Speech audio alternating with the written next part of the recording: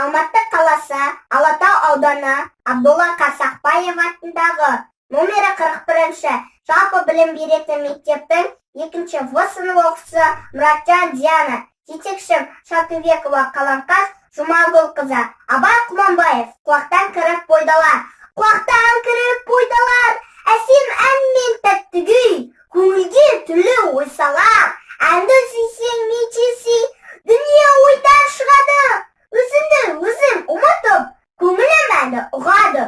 Жүрегім бойды жылытып, аңсаған шөлден су тапсаң, бас қоймай ма бастауға? Біреу түртсе яғақса, бой тоқтамас жасқауға. Бір күйгізіп, сүйгізіп, ескі өмірді түргізіп, өмір тонын кигізіп, жоқты барғып жүргізіп. Мен боламын демеңдер, мен боламын демеңдер, аяқты алшаң басқанға, екі көзің аларып, құрғарайсың аспанға. Бір ғылымнан басқаның, бәрде кесел асқанға, өткен адам жолығар, кешікпей тосқанға.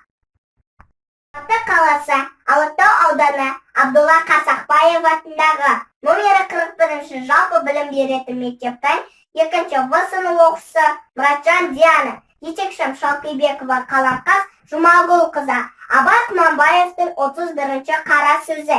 Естіген нәрсені ұмытпастыққа 4 түрлі себеп бар. Әуелі, көкірегі байлаулы, берік болмақ керек. Екінші, сол нәрсені естігенде, көргенде үйретілану керек. Көңілденіп, тұшынып, ынтамен ұғу керек.